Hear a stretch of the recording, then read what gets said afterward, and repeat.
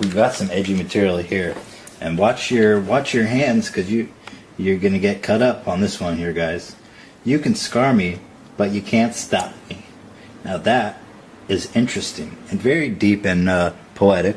But what's even more interesting is if we just go a couple pixels down. Boom. That's some good camel toe, girl. Yeah, nothing like making a political statement like showing off that camel hoof, girl. Yeah, let me get down with that shit, boy. Can smell it from here. Shit. Pretty brutal scars. Nothing that a heavy night of f***ing won't incur, you know what I mean? Yeah. Anyway, ignoring the camel fucking that fat, juicy, juvenile nigga won't stop that shit, boy. Yeah. Ignoring that, you can scar me, son, but you can't stop me. Yeah. What you just watched is a video of Ethan Klein, supposed YouTube royalty, viciously sexually harassing a victim of the Boston bombing terrorist attack. She was 17 years old at the time of the attack, something that Ethan clearly knew, given that in his video, which was filmed by his wife Hila Klein, he refers to her as a juvenile, meaning child.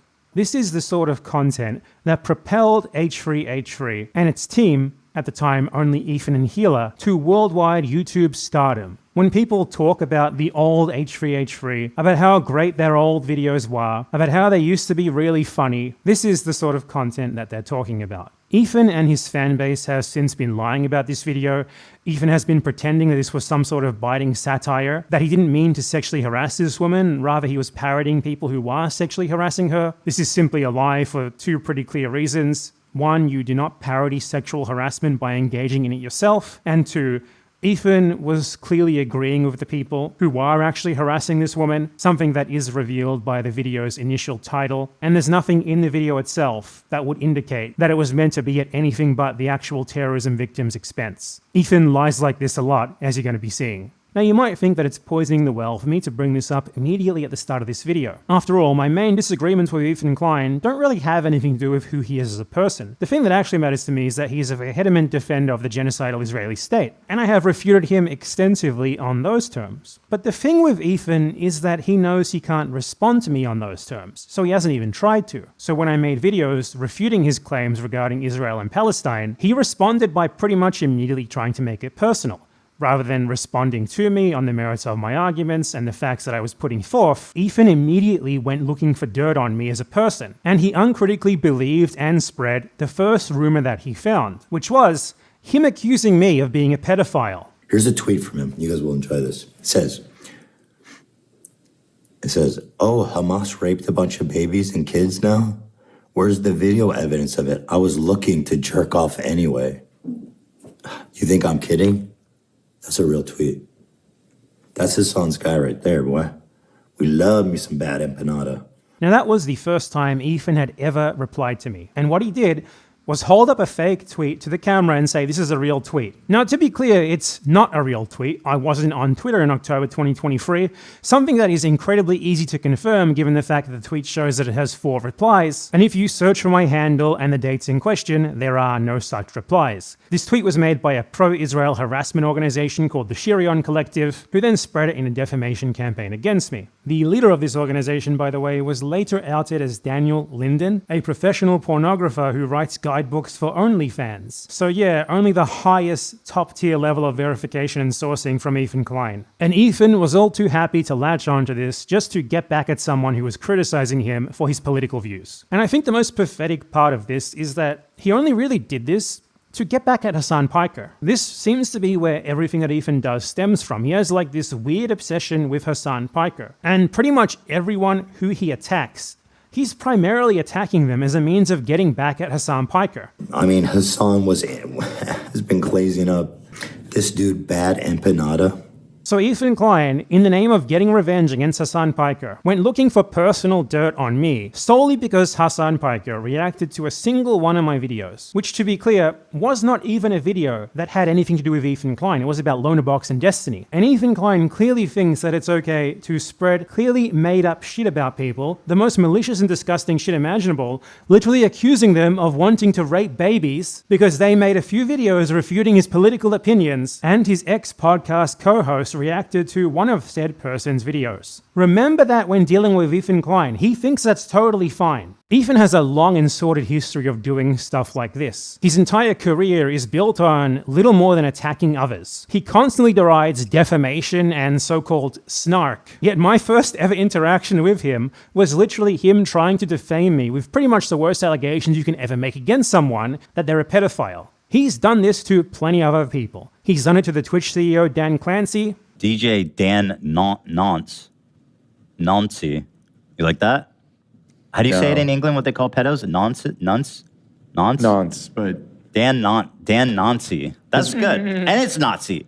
It's Nazi and pedo in one. Dan Nancy. It's not as good as you think it is. What? And he has also recently been bizarrely accusing the journalist Taylor Lorenz of being a pedophile because she interviewed a 17-year-old for a story, and she dared to post the video that I showed in the intro of Ethan Klein sexually harassing what he called a juvenile. Ethan Klein clearly has a warped idea of evidence. He thinks that, like, just talking to a 17-year-old once is pedophilia, yet apparently him sexually harassing what he implied was a child, literally on video, isn't. And he also dedicated a number of supposedly classic H3H3 reaction videos to doing this to music producer Patrice Wilson. In his videos about Patrice Wilson, Ethan Klein literally mimicked calling the FBI on the basis that Patrice was supposedly a pedophile.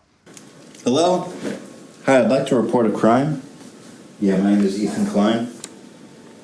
Okay, I just witnessed on YouTube a man raping and eating a minor. She was 8. She was only 8 years old. I saw it on YouTube right now. Okay. Okay, dude, I just saw it on YouTube. He was eating and raping a little 8-year-old girl. His name is Patrice Wilson. That's all I know. I don't know anything else.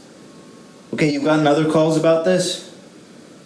You guys know about this? He's still making videos, dude. Sean, dude, I don't know where I don't know. But he's still out there. Sean, we gotta do something about this, dude. Ethan then made a follow-up video in which he and Hila encouraged his viewers to call the FBI on Patrice Wilson for supposedly being a pedophile. Well, what do you think now, Hila? Is he a pedophile? What do you think?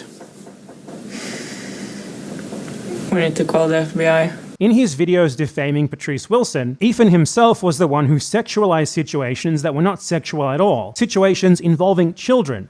He would then project this onto Patrice, often seemingly on little basis aside from the fact that Patrice is black. Use the chopsticks to eat pot sticks. Put some hot sauce. Dude, that's fucked up. You know what that is a metaphor for, Hila? Do you know what I'm gonna say? I don't want to know. Guys, I don't know if I need to say it, but look what he's doing.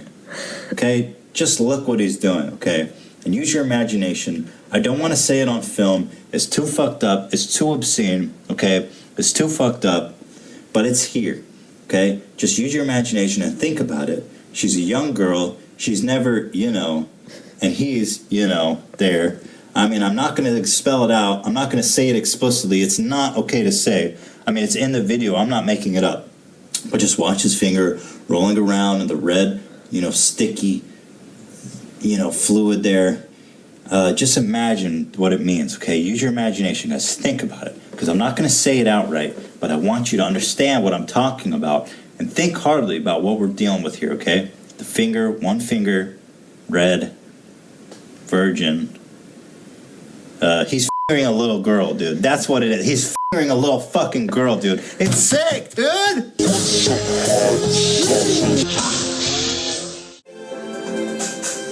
What happened? Patrice is unhappy. Watch out. some kids' lives are about to change forever. Patrice was like, that's that look when a couple kids' lives is about to change forever for the worse. He's like, hang on, dog, what the fuck's going on in this house? Let me peek in that window. Look at this image. I mean, this image is pretty twisted up in itself. She's holding what looks like a phallic object, a little 8-year-old girl, and a big, giant black man looking in on her, man. It's like Blackzilla. This guy's got a weird fantasy, dude. Blackzilla rapes the little 8-year-old white girl with blonde hair.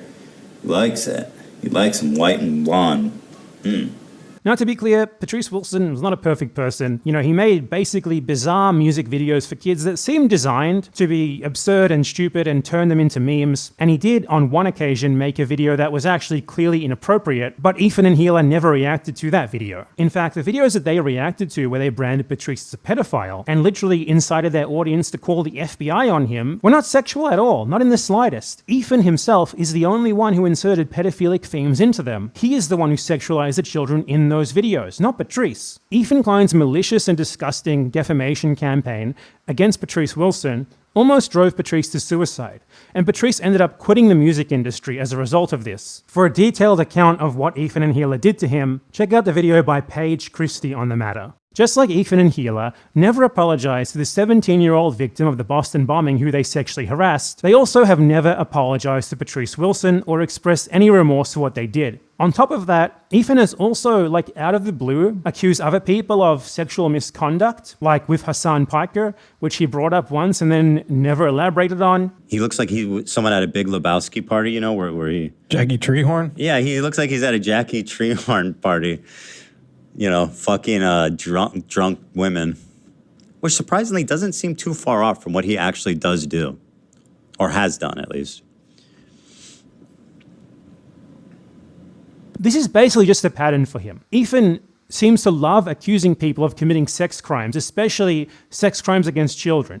He did it to me and he's done it to a bunch of other people. And this is just fucking bizarre of him to do because there is clear evidence of him on video expressing his own sexual feelings towards children, which, you know, maybe it was a funny joke or whatever back then, and I would question whether something like this should ever have been considered to be a joke. But the point that I'm making here is that there is clear video evidence of him expressing the feelings towards children that he keeps accusing others of having. You know, as far as I'm aware, the only time that Ethan Klein has ever been mentioned in the New York Times, it was to talk about the fact that he went into like a VR chat room meant for kids, or at least mostly populated by kids, and was intentionally sexual around them, to the point that one of the kids literally called him a groomer. Where does he get off making these sorts of accusations against people, man?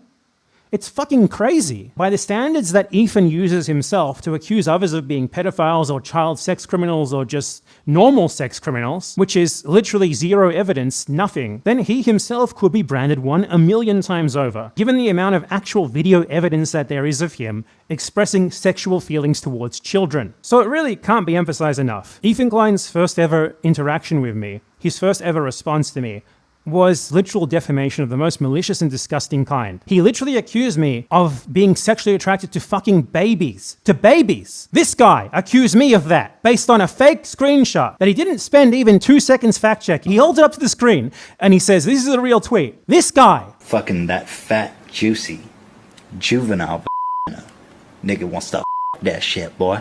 Yeah. I think I have more than enough right to be incredibly angry at this person. So keep this in mind here. Ethan Klein is someone who has been accusing people for at least a decade now, based on no evidence of being child sex criminals and or sex criminals. When he whines about defamation or people supposedly lying about him and how he's a poor little victim, remember that first and foremost. He has never pulled any punches on defaming others in the absolute worst, most malicious ways possible. No one has said anything about him that is even remotely as disgustingly false and defamatory as what he has said about literally dozens of other people made up out of thin fucking air. And this is something that Ethan always leaves out of his narratives regarding the people who he attacks. He always lies by omission. He never brings this stuff up. Every single video that I have made responding to Ethan Klein has been me either refuting his claims regarding politics and real-world events, or responding to malicious defamation that he has put out into the world against me. And he tries to make it out like I'm like this international criminal mastermind who is like leading some sort of cabal against him or something, which is just,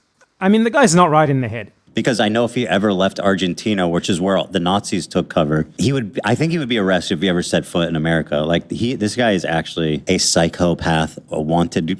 I know there's people lined up to get to this guy. All of this, to be clear, because he can't refute my videos about him.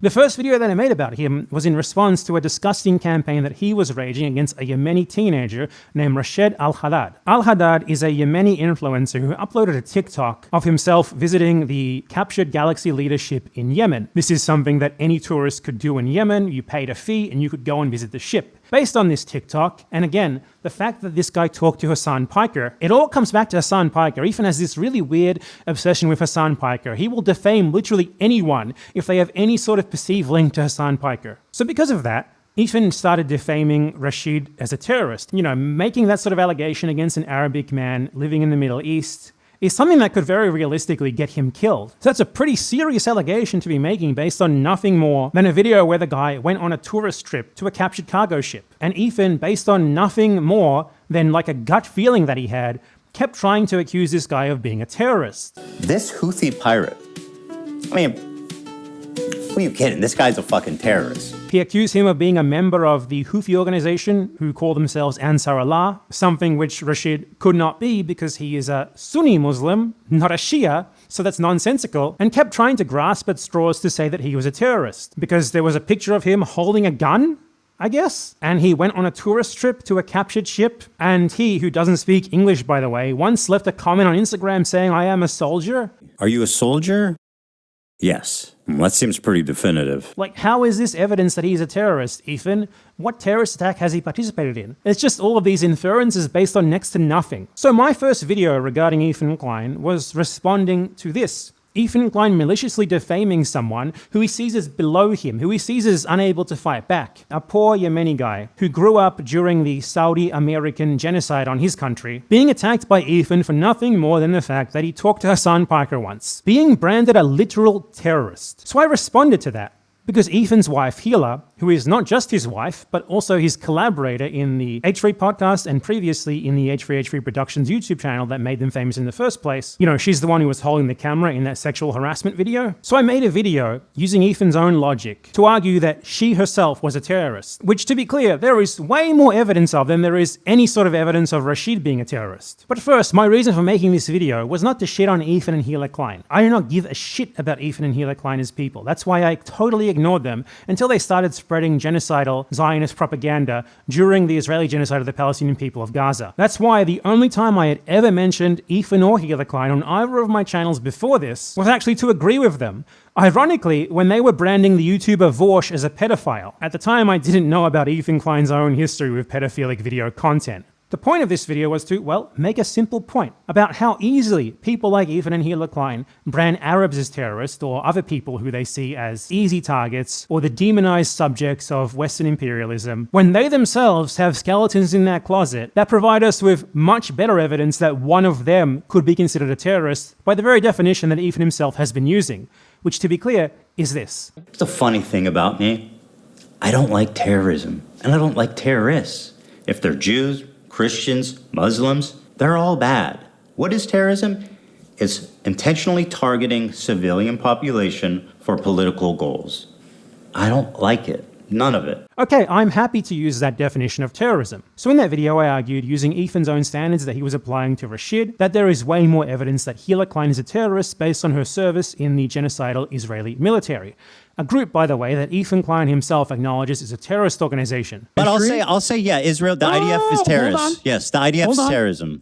Ethan and Hila tried to excuse Hila Klein's membership in this organization, usually with two arguments. One is that Israel has conscription, so she cannot be blamed for it, but this is a red herring, as you're going to see in the video clip that I'm about to play, because Hila actually started out with a role in the IDF that was very far away from the action, very disconnected from it, but she found it boring. So she volunteered for a post that was closer to the action, and then she was transferred to the illegally occupied West Bank. And she herself says that if she had been transferred to a place that she did not like, she would have found a way out of the IDF. That implies two things. She liked this new post, terrorizing people in the occupied West Bank, which is why she didn't try to leave. And two, that it's actually a lot easier to get out of the Israeli military than they're letting on, because she said herself in that interview that she could have gotten out if she wanted. So my job was to, like, when they send officers or, like, people to go serve, I had to, like, logistically help with, like, their hotel or a room, things like that. But it was all on the computer. It just felt like some computer thing. Right, okay.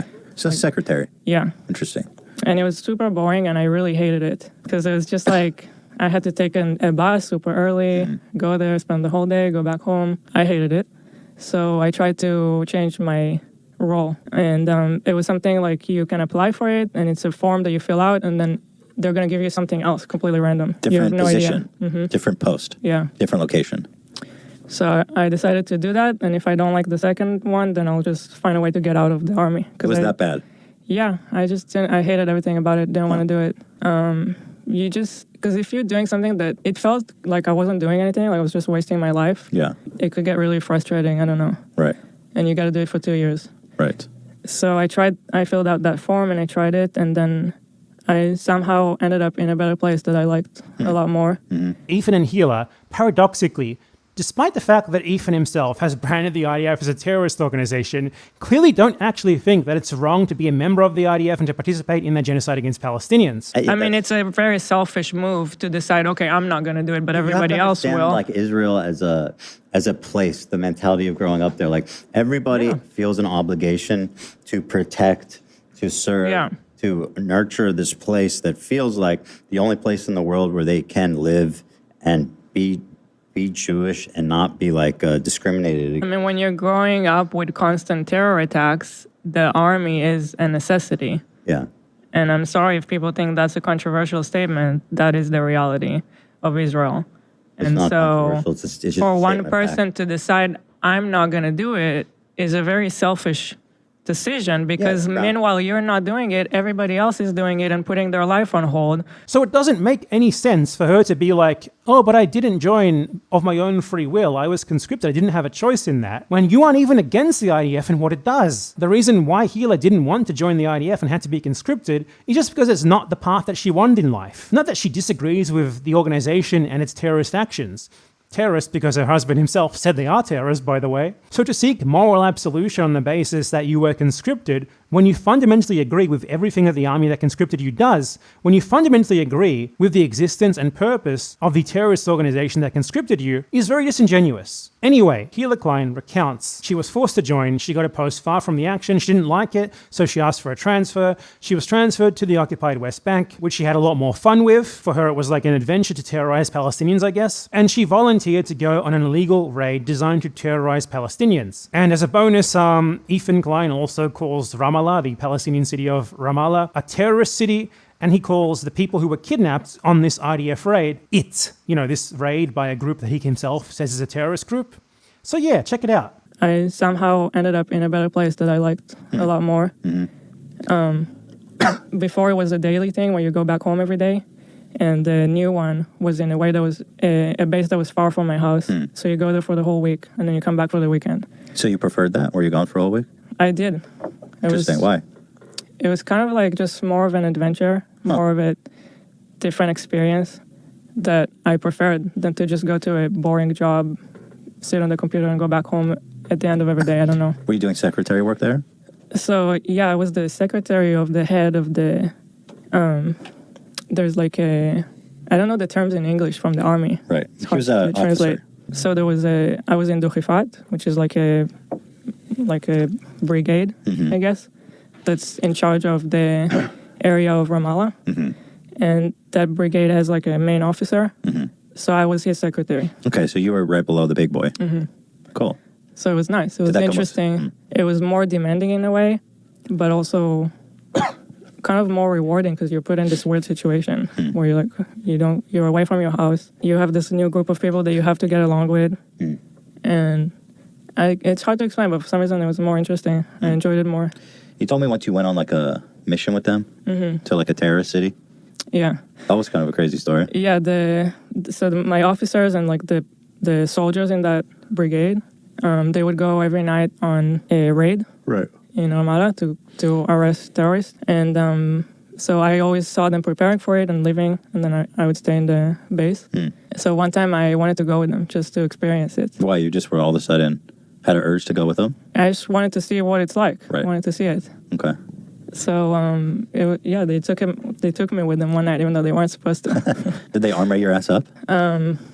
You're driving in this like Jeep that's bulletproof. Right. So I was in the Jeep, and then as soon as we entered Ramada, the people in the city started shooting us. Wow. And I heard like a bullet hit the Jeep like right next to my head. Did it like dent or just No, you just hear it? It's a gnarly armored Jeep. Okay. I mean, it was just interesting.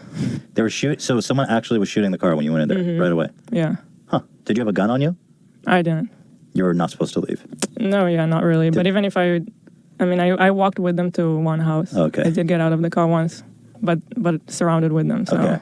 Did they arrest anyone that night? They did. Did they bring it in the same car with you? No. Oh, different car. There's a few cars going. Damn, that's crazy. Was it like? How did you feel? Was it horrifying? It was strange. Very, very weird. How so? I don't know. Just you see people in the house, and then it's like the soldiers just walk into the house and look through their shit and find guns, and the whole thing is really surreal. So there is clearly way more evidence that Hila Klein is a terrorist than there is that Rashid al-Haddad is a terrorist. We have a direct confession of Hila Klein admitting to her membership in a terrorist organization, by Ethan's own standards, and vividly describing how she participated in a terrorist attack. There is nothing of the sort for Rashid. Ethan and Hila often tried to excuse her by saying that she was just a secretary, but what if Rashid was a secretary in the Houthis? Would they then say that he wasn't a terrorist? Obviously, terrorist groups need secretaries, they need logistical employees, they need people to help out with that side of the operation. Obviously, they wouldn't give him a pass on that. So why the hell should we give Hila a pass? Do you think Ethan and Hila Klein would say that an ISIS member was not a terrorist if they were conscripted? Do you think they would say that a Houthi member was not a terrorist if they were conscripted? Obviously they wouldn't, yet they try to make special exceptions purely for the IDF and Hila. These people have no beliefs, they have no standards. It's whatever they think will get them out of trouble. That's what they will believe in the moment. They never consistently apply anything to anything. The actual fact is that Hila Klein, due to her self-admitted role serving as a secretary under the regional commander, directly responsible for terrorizing the Palestinian city of Ramallah in the illegally occupied West Bank, probably bore significantly more direct responsibility for the terrorist operations in the area than a random soldier did. Secretaries, to be clear, have been prosecuted for their role in crimes against humanity. There is no special exception for you just because you're just a secretary. And in many cases, what you're doing is far more crucial to the operation than what many, if not most, soldiers do. So being just a secretary is no excuse. But aside from that, she wasn't just a secretary. There are photos of Hila Klein with a beret of the Israeli Kafir Brigade, which is one of the most notorious Israeli army formations, largely dedicated to occupying the Palestinian West Bank. In order for soldiers to earn the spotted beret that Hila Klein clearly had, they must complete 8 months of combat training, including advanced training in urban warfare, advanced weaponry, fighting from armored personnel carriers, chemical warfare, and other challenges of today's battlefield. So Hila's role as a secretary already clearly qualifies her as a terrorist by Ethan's own standards. But she was also not just a secretary. She was a combatant, trained in combat, occupying land that does not belong to her country, that she has no right to be in, and going on raids for what she described as to have an adventure. Compared to the standard of evidence that Ethan Klein used to brand Rashid al-Haddad a terrorist, the evidence that Hila Klein is a terrorist is overwhelming. That Ethan is so willing to throw out these allegations against Rashid al-Haddad, yet didn't even do like a second of introspection to think, wait, how could this possibly be thrown back at me? Maybe this applies more to Hila than to him. Shows how easy it is for him, and many others like him, to dehumanize people purely on the basis of race. The reason why they had such an easy time throwing this allegation out at Rashid is that he is Arab. It's not based on evidence, it's not based on facts, it's not based on a consistent standard, as I clearly just demonstrated, it's based on race. And that is absolutely fucking disgusting. Ethan has also said that he thinks Israeli West Bank settlers are valid military targets. On the West Bank, like, these people are, when you talk about like colonial settlers and stuff, like that's what's actually happening in the West Bank right now. And these people are like, I mean, more or less valid military targets, in my opinion. So then, what exactly is a secretary in the IDF who occupied said illegally occupied West Bank, who was a member of what Ethan himself said was a terrorist organization, if not a valid target? So Ethan Klein's own wife is, according to his own standards and logic, a terrorist who was a member of a terrorist organization and who was a valid military target. That this guy, married to that person, had the gall to call some random kid a terrorist based on nothing just because he's an Arab on the internet who talked to Hassan Piker is so fucking racist and disgusting. What a piece of shit. That was the message of my first video to Ethan Klein. He never responded to it, at least not directly. He did on one or two occasions allude to it, and I made more videos refuting him, but there's nothing that Ethan Klein wants less than to expose his audience to my actual arguments, because he knows he can't beat me on the arguments. That's why he engages in these defamatory personal attacks endlessly.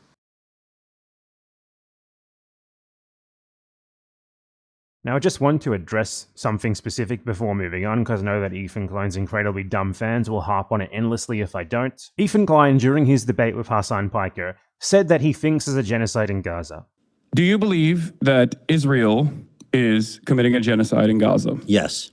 Now, this is utter bullshit. He either does not think that, or he thinks that and he supports it. Conceding immediately on that point during that debate was merely a strategy by Ethan Klein to get out of having to argue for a position that he knows is untenable. So he just said that so that he could instead focus on comparatively inconsequential interpersonal garbage. The way that Ethan Klein has conducted himself ever since the beginning of this genocide is certainly not like someone who believes there's a genocide happening and who is against it. Let's imagine that during World War II, there's a guy who claims that they are vehemently pro-Jewish and against the Holocaust. Yet, curiously, all they ever actually do is attack and try to ruin the lives of those who they deem as being too against the Holocaust and the Nazis. They almost never actually talk about what is being done to the Jews themselves, let alone name and blame the state, the people, and the organizations that are doing it. In fact, they actually regularly share Nazi propaganda designed to legitimize the Holocaust, and they instead talked during the Holocaust about how Germany gets a bad rap and it's actually a really beautiful and diverse nation, and how there's no discrimination against Jews there, and how they hope to get the chance to travel there,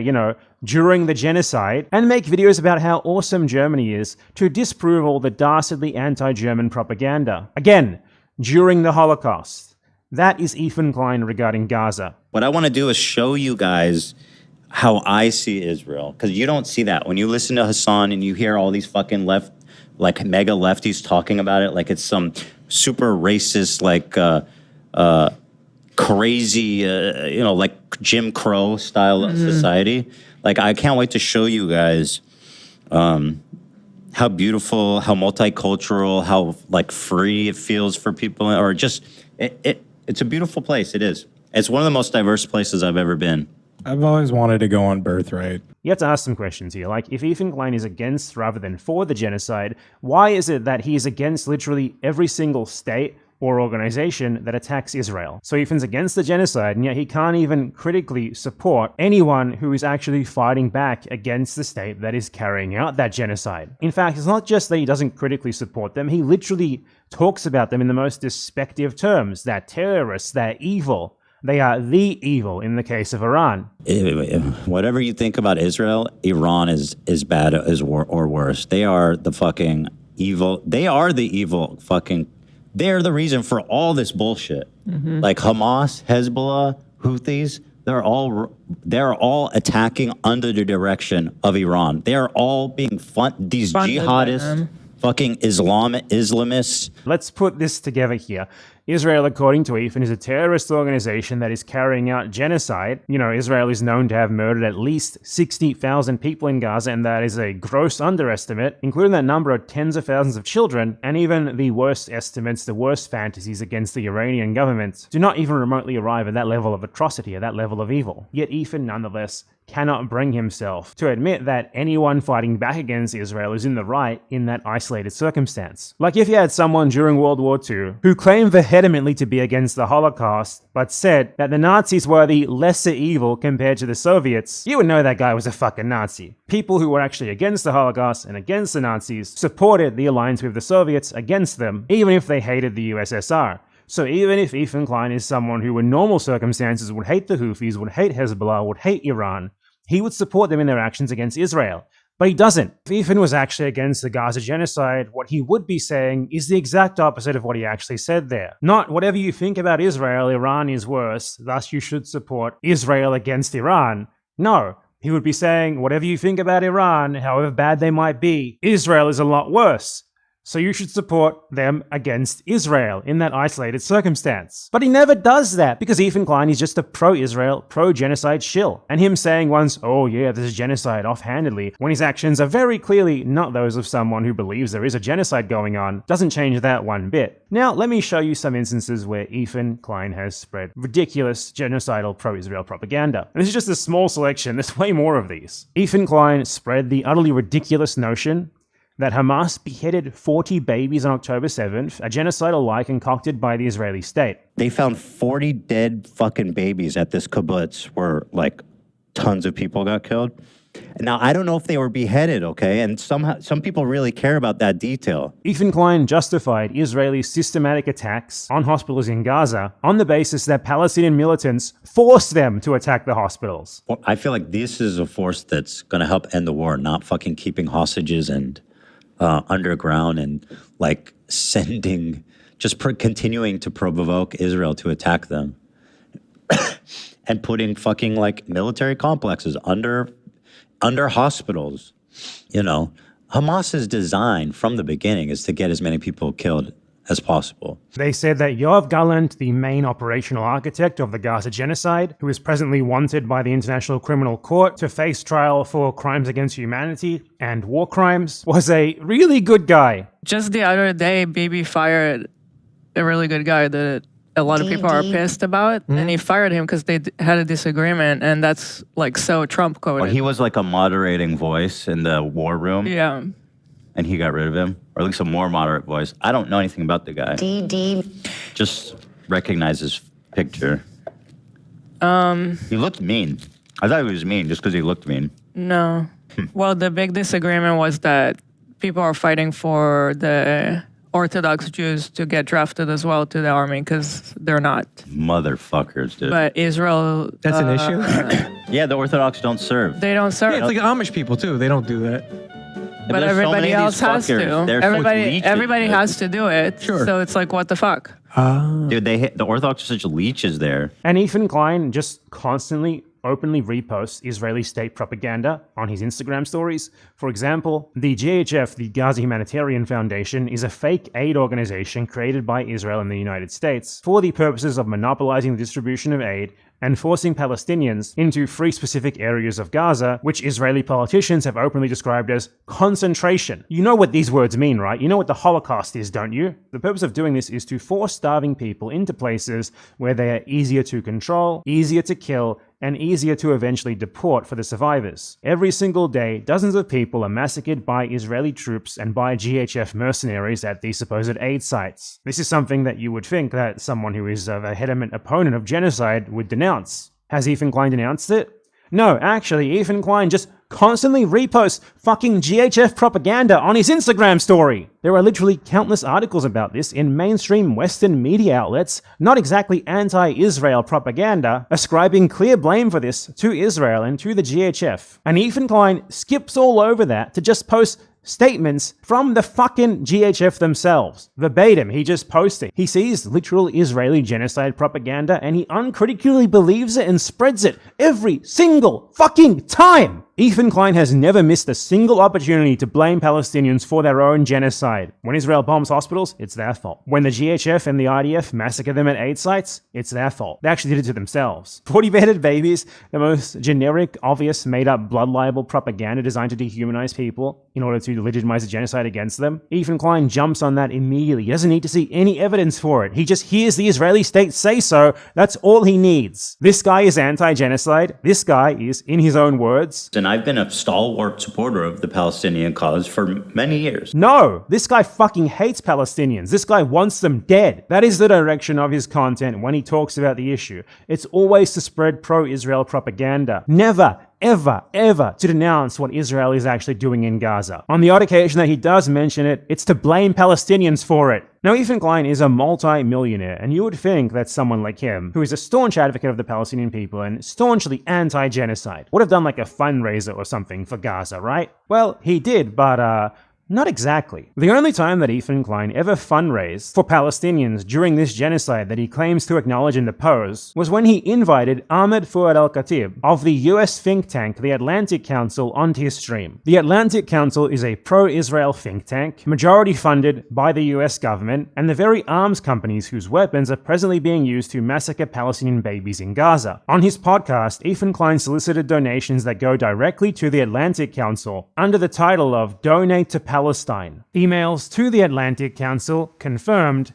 that the money that Ethan solicited to donate to Palestine actually just went straight to this pro-Israel think tank. The guest who he invited on here, who is the only Palestinian who he has spoken to for the entire genocide, is an employee of the Atlantic Council, someone paid by them to spread pro-Israel propaganda, who is absolutely hated and despised by pretty much every Palestinian who even knows who he is, and that's not actually much, because this guy is totally unknown. He was propped up by the Atlantic Council in order to justify the genocide after it began. During his appearance on the H3 podcast, he spent the entire interview denying the genocide and, in fact, blaming all of this not on Israel, the perpetrator, but on the Palestinians themselves, while Ethan just nodded along and agreed. Staunch advocate for the Palestinian people. I would never be like, yo, you need to go talk to the Palestinian pro-Israelis because you'll listen to them. Like, I would never do that. That feels dirty. That feels insane thing to say. This is just racism. It's like he's just actually being racist. And don't even get me started on Hila, okay? Do not even get me started on Hila Klein. She is so much more overt than Ethan is, and Ethan isn't exactly subtle. She just constantly outright shares Israeli state propaganda shared by Israeli state-employed propagandists. She's not exactly subtle about it. And even on the one occasion where Ethan Klein did attempt to acknowledge a limited amount of Israeli atrocities, Hila Klein was there to correct his course and make sure that he didn't go too far in acknowledging reality. People being burned alive and kids being murdered. You're saying Israel does that on the daily, okay? Now, I'm not denying that. I'm not denying that. So are you... denying that. She denies that. Look, what more is there to say? Ethan and Hila both are not anti-genocide. Doesn't matter how many times they say that. Actions speak louder than meaningless platitudes, meaningless labels you apply to yourself. And their actions indicate the exact opposite. They are pro-genocide. They spread propaganda to legitimize the genocide, to delegitimize anyone who fights back against it, or even just advocates against it on the internet. And if you somehow genuinely believe that he's actually against the genocide, and actually not just an overtly pro-Israel shill, an annoying propagandist for everything that is happening in Gaza, then you're just a fucking moron and there's no reasoning with you. Which, to be fair, yeah, that's Ethan Klein's target audience. The guy is not exactly the sharpest tool in the shed, so it makes a lot of sense that his viewers aren't either. Anyway, so moving on.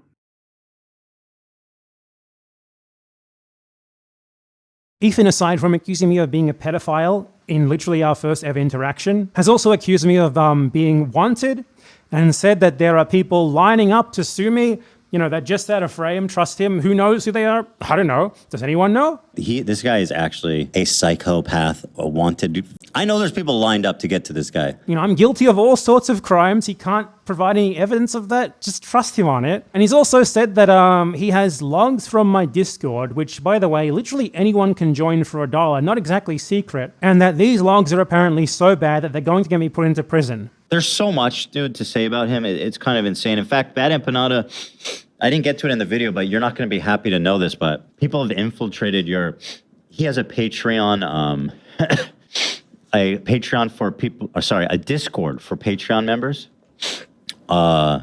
and they all have access to this place where they do like, they literally talk about doing psyops, faking posts, brigading, and all this shit.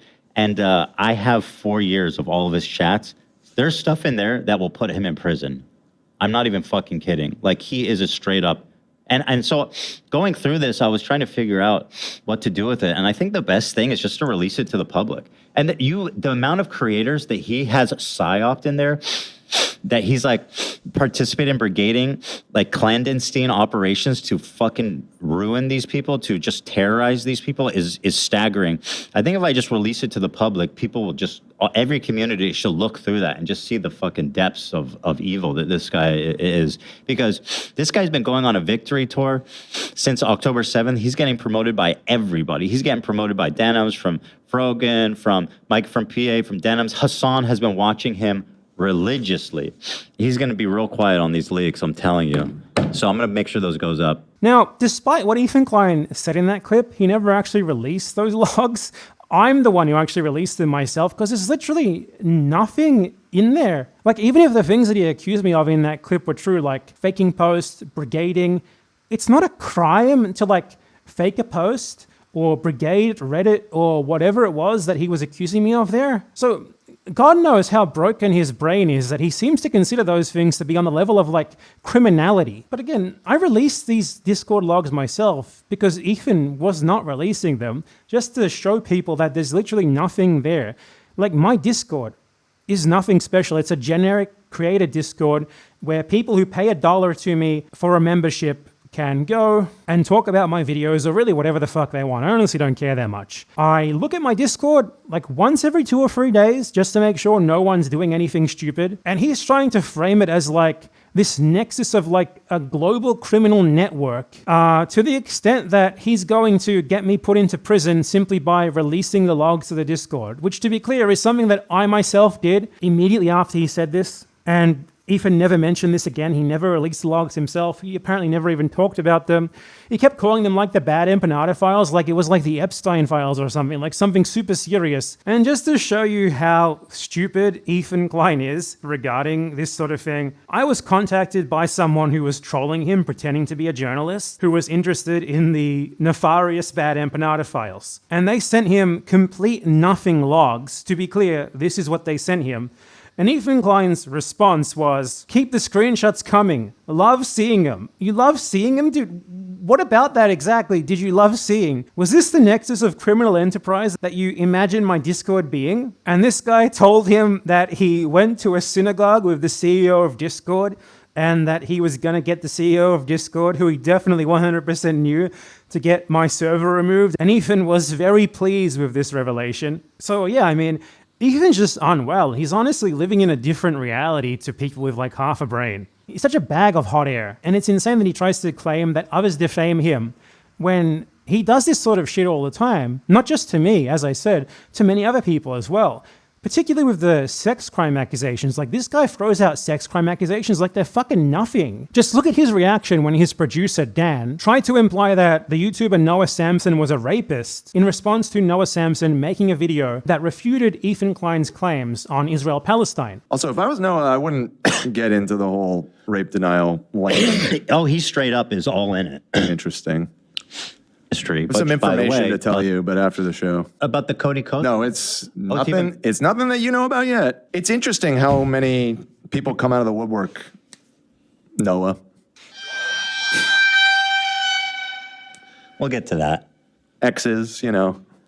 So to be clear here, in response to Noah Samson making a video regarding Ethan Klein's views on Israel-Palestine, Ethan Klein went looking for dirt on Noah Samson's personal life. His crew member implied that Noah Samson was a rapist. And then they invited someone who went out with Noah Samson for a while to come on their show and talk shit about Noah Samson, and it turned out that she wasn't actually accusing him of rape at all. You are not accusing him of committing any crimes or doing R-word or anything like that. The accusation is that he's a sleaze. Absolutely. Noah Samson, as far as I know, is not a rapist. This is how Ethan operates. You refute him on the politics, on the issues, and he attacks you personally with pure defamation. And again, I want to emphasize, his entire base of content is purely in reaction to others and attacking others almost all the time. Ethan Klein's content is either like, look at this person, I'm going to say something bad about them.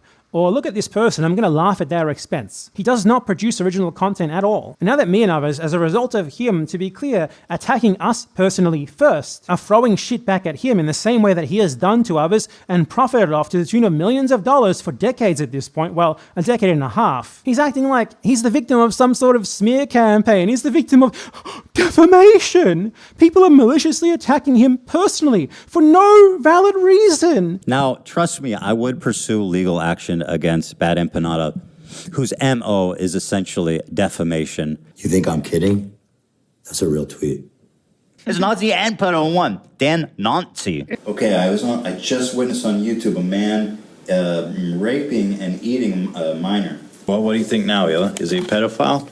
What do you think? We need to call the FBI. You know, fucking drunk women, which surprisingly doesn't seem too far off from what he actually does do, or has done at least. This guy's entire being has been attacking others. His entire career is built on attacking others and has been built on actual real defamation since its very beginning. And he has the gall to act like a victim here. It is an absolute joke.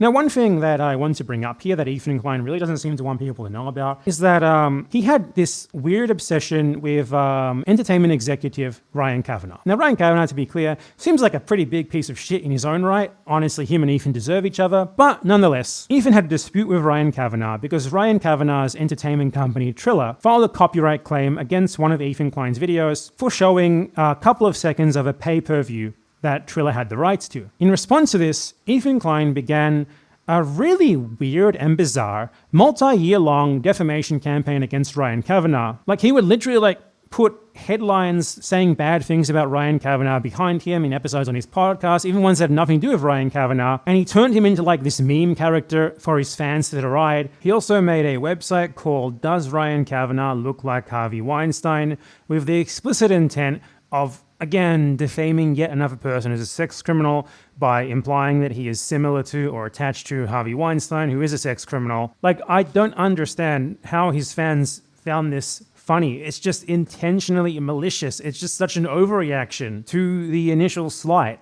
Someone actions you for copyright infringement, and that just gives you license to say literally anything you want about them as often as you want. So often that it really seemed like an obsession. I don't think that is a standard that anyone should abide by or endorse. And even though Ryan Kavanaugh is definitely a Zionist piece of shit, way bigger of a Zionist piece of shit than Ethan Klein is, to be clear, I still don't think that you should just spread lies about him knowingly. What Ethan kept saying about Ryan Kavanaugh was that he carried out a Ponzi scheme. And Ethan Klein was basing this on an article that accused Ryan Kavanaugh of that was later retracted. And Ethan Klein knew that this article was retracted, yet he kept saying it anyway for years upon years. Ethan Klein was then sued by Ryan Kavanaugh for this, and Ethan Klein lost his slap motion, which is a motion that you can file against lawsuits based on the accusation that they are simply being filed to silence you by someone who's richer and has more resources than you. So he filed a slap motion against this lawsuit. It was denied. He filed a slap appeal. The appeal was also denied. Then Ethan filed an appeal to the California Supreme Court, which was also denied. Basically, in all of these instances, it was decided that Ryan Kavanaugh's lawsuit against Ethan Klein for defamation had enough merit to continue to trial. And a lot of the facts were analyzed in these phases that make it pretty clear that Ethan Klein probably would have lost that trial. For example, here is the judgment from Ethan Klein's second lost slap appeal. In it, the judge says, Klein used his YouTube channels and other social media platforms to disseminate the defamatory accusation in the Variety article that Kavanaugh ran a Ponzi scheme. Within hours of its publication in Variety, that accusation had been retracted and the article had been corrected. Klein knew of the retraction and correction, but repeatedly republished the false accusation over the following months. The judge then goes on to list all of the times that Ethan Klein repeated this defamatory accusation against Kavanaugh on his podcast. And it's genuinely unhinged.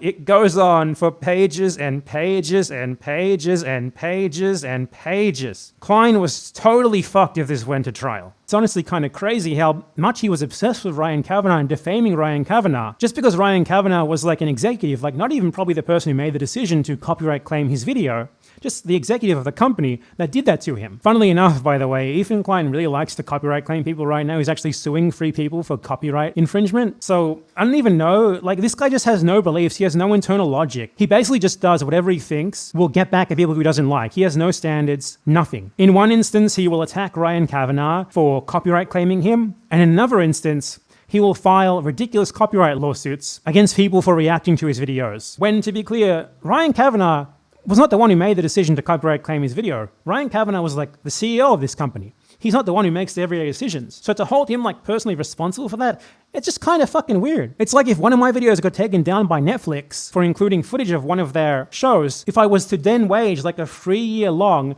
intense campaign where I attacked and defamed the Netflix CEO, it's just bizarre, honestly. But Ethan Klein did that to Ryan Kavanaugh, and he was very likely to lose that trial, so he settled with Ryan Kavanaugh in a settlement that he has been trying to frame as some sort of like mutual agreement, rather than, Ryan Kavanaugh, someone who is worth at least hundreds of millions, having him against the ropes and forcing him to give him a very favorable settlement in which Ethan Klein was forced to delete or blur all of his defamation against Ryan Kavanaugh, which, by the way, was literally hundreds of instances. So with peace and love, we will be removing all mentions of Ryan Kavanaugh from the H3 show. Thank you. After the date of, we have, in the next 30 days, we're going to start doing as much as we can. After the date of July the 12th, no more Ryan Kavanaugh clips on the H3 show. Thank you. Yes, With peace and love. This is a serious warning. No disparaging Ryan Kavanaugh. I'm warning you. Yeah. But I think we're all very relieved that this is over, and I wish him, I'm not being forced to say this, I wish him the best. And certainly pay Ryan Kavanaugh at least a 6-figure sum, possibly even a 7-figure sum, for damages that he caused to his reputation. So Ethan is someone who actually does defame others to the point that he had to agree to a settlement after he exhausted all avenues to avoid a trial in a defamation case against him. And by the way, for the entire duration of this trial, Ethan tried to make it out like he was winning and it wasn't a big deal. He was totally unbothered by it. And then in the end, settlement. He has to delete everything and he has to pay Kavanaugh a big fat sum. This is the guy saying that my MO is defamation. Dear God.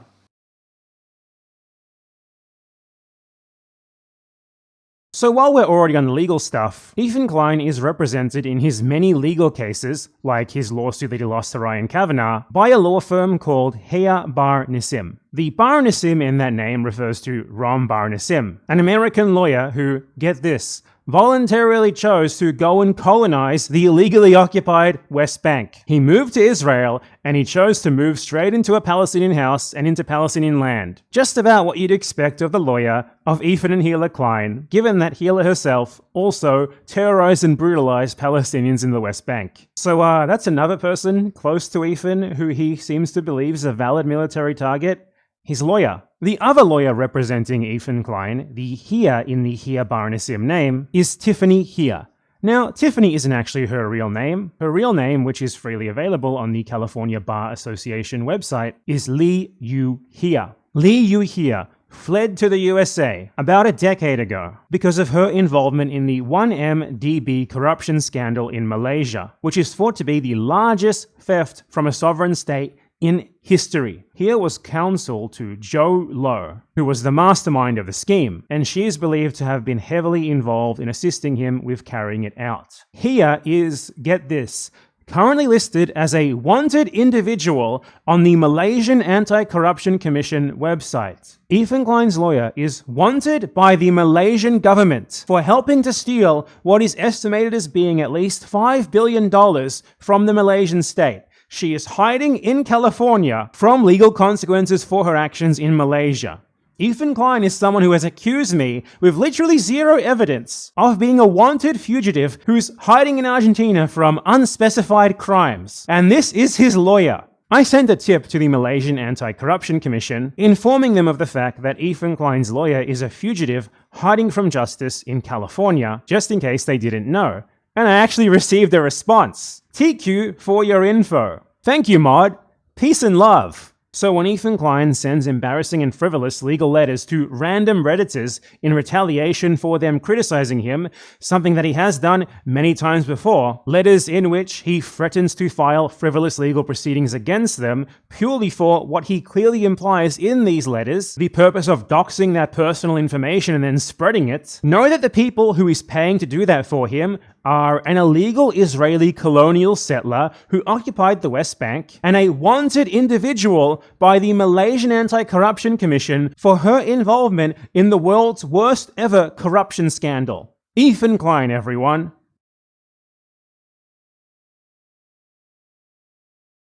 Ethan has also said on his stream that he is in a Discord that he calls a BadEmpanada support group that is dedicated to like stalking me and doxing me and stuff, in which he and other people who I've refuted in the past, I guess, talk about me and like try to dox me and dig up dirt on me or something. I'm in a support group with like 10 other people where I got the Discord messages from who have all been the target of like relentless, horrific harassment. This is the kind of guy who like, he has a Patreon Discord that and basically a small, medium size of psychopaths that are all in on the harassment campaign, where he'll drop a YouTube link, a Twitter link, a Reddit link, whatever, to go astroturf and whatever, just humiliate, harass, attack, etc., etc. And again, this is someone who accused me of being like the head honcho of a like organized Discord harassment campaign against him, when he himself just like openly admits to doing precisely what he accuses me of to me.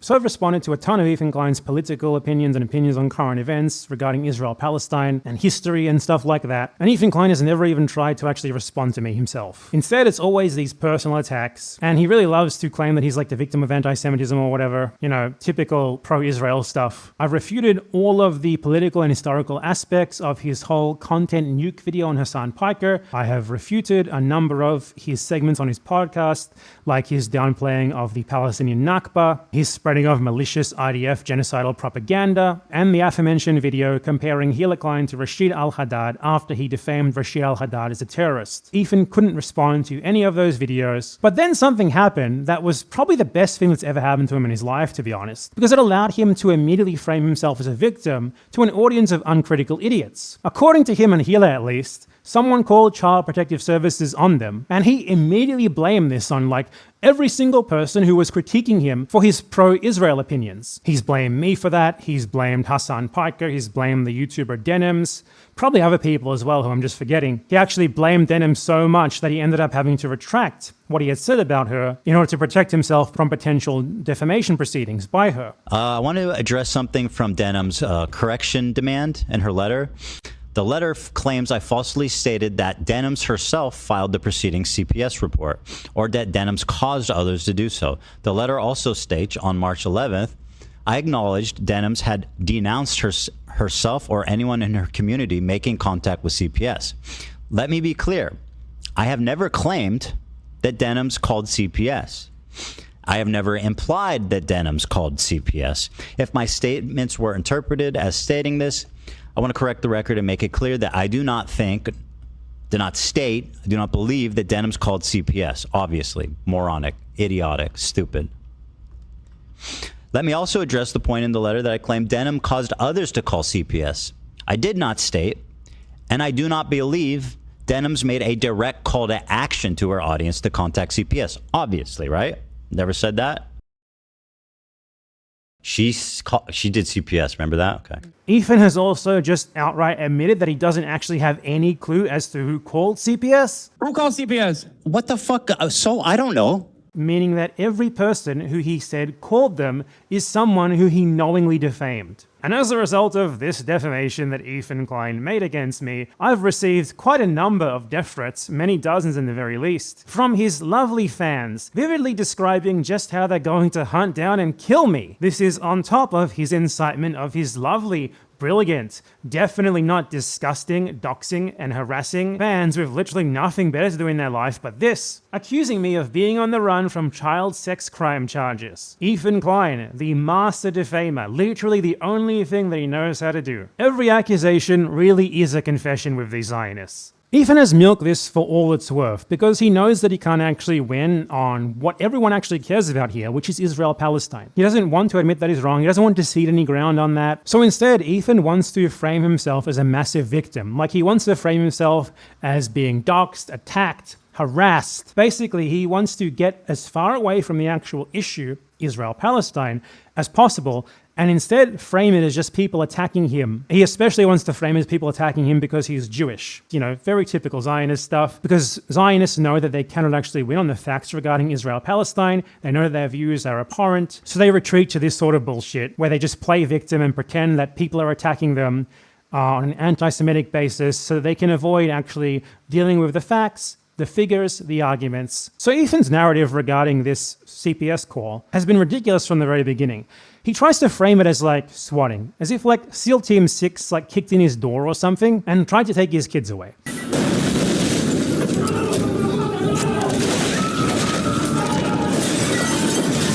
That's not what Child Protective Services do. All that happened here is a social worker came to his house, asked him and Hila some questions, asked to see the kids, then talked to the kids, and that was it. A trained social worker checking in on your kids is not you being a victim of any sort of harassment campaign or of anything that put you at any real risk at all at any point. But Ethan wants you to think that this is like the time when, for example, Nazis tried to SWAT him.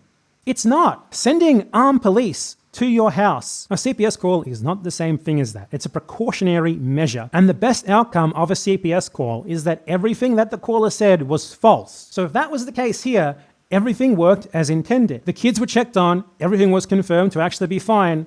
The system worked as intended. But Ethan is trying to frame it as if like a SWAT team came to his door, guns drawn, and were like a second away from shooting him and his kids. You know, I told you guys too that the rules had changed once these people promoted CPS and justified it. The rules had changed for me. This is it. Game's on. Nothing's slowing me down. There's no line I won't cross. There's nothing I won't do against people that have promoted, encouraged, and justified CPS coming to my house.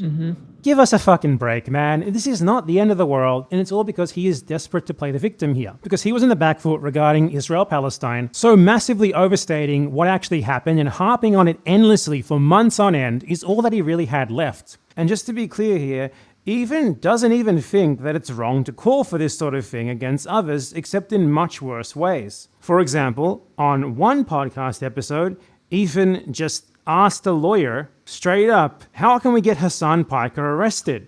Can we report him for terrorism? You know, how can we ruin his life? Any laws that we can go after Hassan for? Are you familiar with that? Has he broken any domestic terror laws or... No, probably not domestic terror laws, but like inciting. I mean, what can we do about that?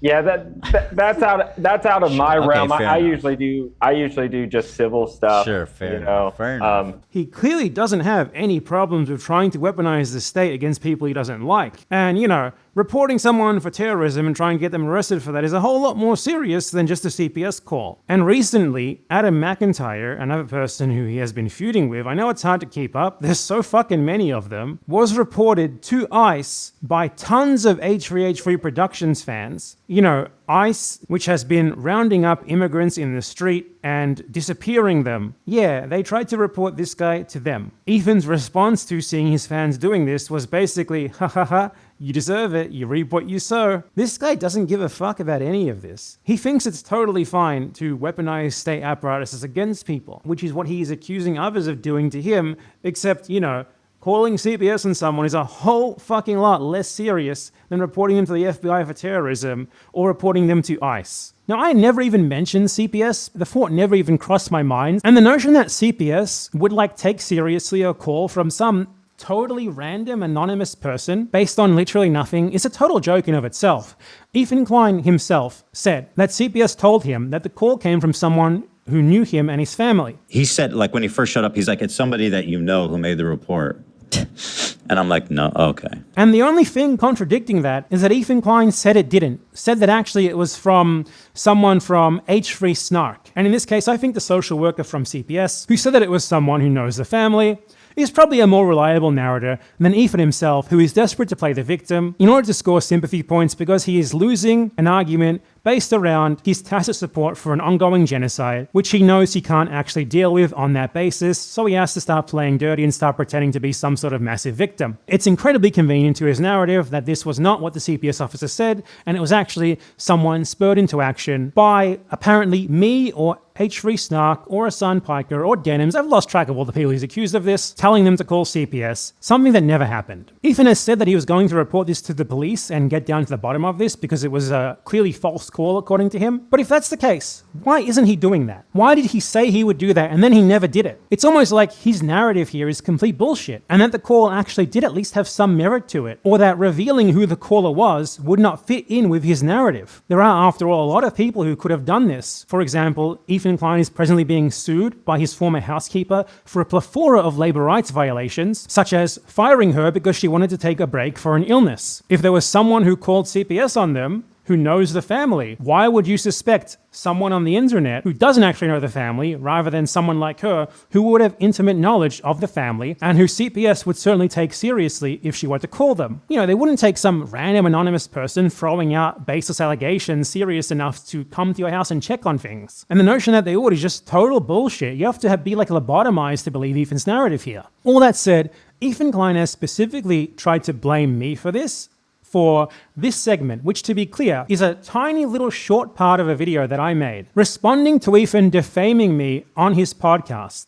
This guy is actually a psychopath, a wanted... I know there's people lined up to get to this guy. Just as Zionists like to pretend that history began on October 7th, Ethan Klein likes to pretend that his feud with all these other people began when the CPS call happened. He even dedicated like a 20-minute long segment of his podcast to like accusing me of being sued by many people, being like wanted globally, and of like sincerely threatening him because I uploaded Instagram stories that are clear jokes with stock photos of planes flying over a sign saying California on it, which he pretended to take seriously.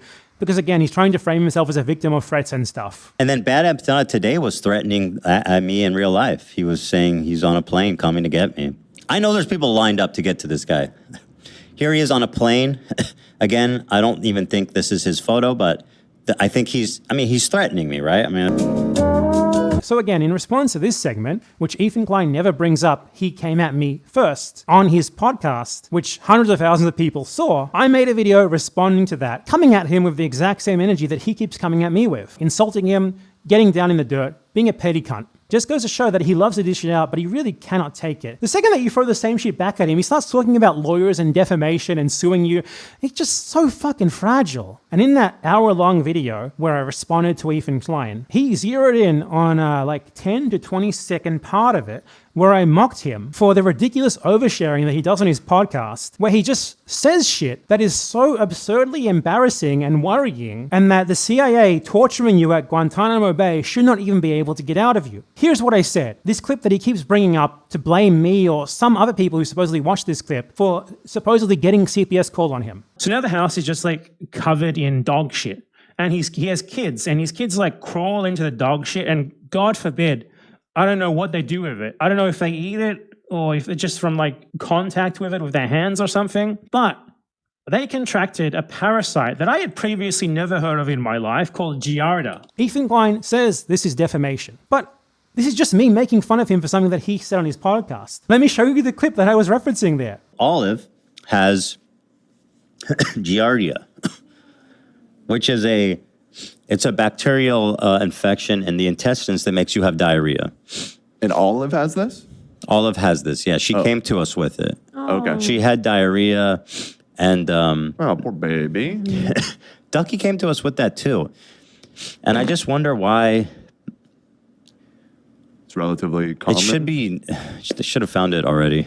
But anyway, so she has Giardia, so we have her on an antibiotic, but we had to wait until Monday, which is today. We just got it today. And,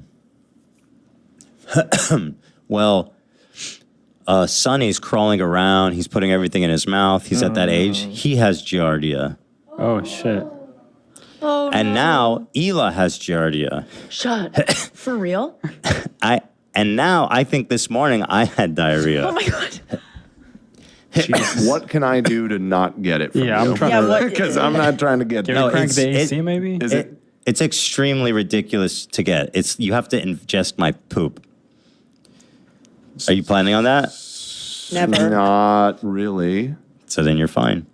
So in that clip, Ethan Klein clearly claims that he thinks he has Giardia, that Hila Klein got Giardia, and that one of his children also got Giardia from crawling around on the floor and putting stuff in his mouth. And he then goes on to imply you can only get Giardia from consuming feces, clearly implying that his child put something that had dog shit on it into his mouth. Why would you say this shit on your podcast, Ethan? Why? Better still, how dare you say that I can't make fun of you for it or that no one else can make fun of you for it? This is deeply embarrassing. And if you saw someone who you don't like saying something that absurdly embarrassing, you would make fun of them. I mean, you make fun of people all the time for absurdly embarrassing shit. Often you just make shit up about them, like you accuse them of being pedophiles and stuff. Your entire content base has always been based around making fun of people for either being embarrassing or for shit that you make up about them. And you dare to say that what I said about you in that clip was, one, not accurate to what you yourself were saying on your podcast, because it clearly was, and two, not precisely the same sort of mockery that you would gladly engage in if it were me saying something like that, or anyone else you don't like saying something like that. This might be a controversial take, but I actually think it's fine to mock a YouTuber who just said openly on his podcast to tens of thousands of viewers that his entire family got a parasite from ingesting feces. Controversial take, I know, right? Because from what Ethan says, you would think you're not allowed to do something like that. You know, the guy who got famous for mocking other YouTubers for the embarrassing shit they did and for often defaming them for things they did not do, he thinks it's out of line to make fun of him for saying embarrassing shit on his podcast. It's especially funny because his own chat, his own podcast chat, his members-only chat, also mocked him in much the same way that I did. They clearly didn't think that there was any problem with making fun of him for this until Ethan Klein signaled to them that they needed to start pretending that he was a victim for getting made fun of for it. And this is another reason why Ethan has not actually reported the supposed CPS caller to the police. Because what is there to report? It clearly wasn't a false report. If someone called CPS and said, oh, hey, this guy just said live on air that his kid got parasites from what he implied was ingesting dog feces, that's a valid call. You might think it's an overreaction, you might think it's not needed, you might think it's a waste of resources, but the caller is not at fault. The caller wasn't saying anything that was untrue, because you factually did go on your podcast and say that stuff. And that's why he hasn't actually denounced the caller to the police or anything, because that would blow the lid off this entire victim narrative. I didn't even think about this from like a child protection angle when I was mocking Ethan. I was just making fun of him for an embarrassing thing that he said on his podcast. But in retrospect, if Child Protective Services thinks that what he said in his podcast there was concerning enough that it warranted at least a checkup to make sure that everything was fine, then I trust them way more here than I do Ethan Klein, professional victim, desperate to concoct some sort of victim narrative to get out of being held to account for his disgusting opinions regarding Israel-Palestine. I think it's honestly ridiculous how uncritically people have accepted Ethan Klein's narrative surrounding this whole CPS thing, how uncritically they have accepted that he is some sort of victim of some sort of abhorrent act, when what really happened was at worst a mild inconvenience that took up maybe an hour or two of his time. If his house is not as dirty as he clearly implied in that podcast clip, then he never had anything to worry about, and it's clearly ridiculous that he's making such a big deal out of it, and it's even more ridiculous that he keeps baselessly accusing other people of having somehow incited it, when at no point anyone did anything more than just mocking embarrassing shit that he said on his podcast, the sort of shit that he really needs to learn how to keep to himself. Seriously, after the part that I showed you, he kept going on for like a couple more minutes talking about the consistency of his child's shit. Then once he starts having these crazy diarrheas, like in the middle of the night, all the time he's having these crazy diarrheas, these are really nasty diarrheas, extremely foul-smelling diarrheas. And I was immediately struck by the foulest fucking, his whole room was just wafting and the foulest diarrhea smell. And meanwhile, he is covered in viscous, or does viscous mean not flowing or flowing? Or non-viscous? Which one is very flowy? Flowy is low viscosity. Yeah. So very, very low viscosity. Viscous so I'm doubting is myself. Having a thick, sticky consistency between solid and liquid. The more viscous it is, the thicker it is. Okay, so he had a very low viscosity viscosity, diarrhea. This man has something wrong with him. What the fuck is this, dude? Stop oversharing. Stop. Please, Ethan, I'm worried about you, my friend. By the way, Ethan has had like a really long-term, like weird obsession with poop. Poop is constantly like a part of his content. His first ever YouTube video was actually basically a scat fetish video, which I'm not even sure if I can show it on YouTube now, but it's like him and Hila mimicking like scat fetish porn and like mimicking the ingestion of shit. As you can see here, we got a nice chunk of feces. And so first you have to smell it. Smells right. And now I gotta just give it a taste to get the impression and see what it's all about. And he constantly has like dog shit incidents on his podcast where crew members and guests just like randomly spot dog shit everywhere. I'm not gonna do that. Not gonna do that. I know, dude. I know, dude. Somebody shit or yeah. Well, I'll look. We're gonna end the show and then I'll look. You shit on the floor, Tom? Is that you, Tom? The driving force. Oh, Shredder pooped and he's eating it. Oh my God. Are you serious? All right, let's. Dan, help! Shredder, why do you gotta eat it, man? I mean, I understand doing it. He has this awful habit. We're about to go take it and flush it. This just happened, but we're like celebrating because we want to, positively reinforce his pooping. Sure, of course. And as we're celebrating, Alfredo Oh no. swoops in and eats a whole human shit of Theodore's, this size. Show me. Like a whole human shit size. And he's going back for seconds. it was just standing and just pooped and peed on the floor. Peed all over the couch. And the couch. Oh no. And it then, got under the and couch. then guess who comes running in? Oh no! Ducky. It was Ducky. It was it's Ducky this time. No. He started eating the poop. Oh my God. Dan's off mic. Shredder pooped. He pooped in the office? Yeah, I'm cleaning up my sloppy shit right now. Oh no, Shredder, it's your birthday. Yeah, that's the only reason we're letting him get away with it right now. It's a nice white one too. Heavy now. Oh man. Hopefully our office manager doesn't see this. And Ethan himself has stepped in dog shit while streaming from his home. Is this shit?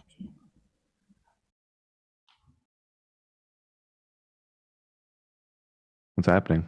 The carpet from one of the dogs. It's like a super it's like a super, how do you call it? Fibery. Petrified? Super fluffy with like strings, Yeah. And obviously we clean our carpet, but I can't even see it with my naked eye. I was just passing my foot over it and felt a bump. It's old, by the way. It's hard. So making fun of Ethan Klein for having a shitty house or for having dog shit everywhere is literally the most warranted thing in the world. Not only is it well evidenced from the many dog shit related incidents that he's had on his podcast and the man's long-term obsession with shit, but it's also just such a deeply unserious thing to be made fun of in the first place. Like, you're basically being called a poopy head. I'll tell you right now, Ethan Klein, if you would defame me as like having a dirty house covered in dog poop rather than defaming me as a pedophile from literally your first ever response to me, I would have laughed at that. It's just not that serious. It's like a schoolyard insult sort of thing. If anything, I'm being very nice to you, given the amount of actual evidence there is against you and your inappropriateness towards children, by instead focusing on what is ultimately just something funny and weird about you, which is that you constantly step in shit, you constantly talk about shit, and you overshare about shit all the time. Again, I have to emphasize, in any other situation, if someone was as vivid about their poop-related incidents as Ethan Klein is and has been, to the point that people have made like 5 to 10 minute long Ethan Klein poop compilations, he would have no problems mocking people for that. It's only when it's him that he's suddenly like, this is so super serious, I'm going to send you a letter from my lawyer. It's only when someone brings the same energy back to him, the same like schoolyard insult energy that he has for everyone else, right back to him. Does he suddenly think it's all out of line and wrong? No one actually believes that. The people who genuinely like accept and spread Ethan Klein's victim narrative here don't believe it one bit. No one actually thinks that making fun of someone for their poop obsession should be off limits. No one actually thinks that making fun of someone for oversharing on their podcast about poop should be off limits. It's all a part of Ethan and his fans and his defenders' strategy, because collectively between them, they know that he's fucked on the actual arguments regarding the issues of importance, Israel-Palestine. And this is the only avenue that they see for possibly winning, at least in their own minds. Just playing the victim endlessly over the most ridiculous shit ever, like basically being called a poophead.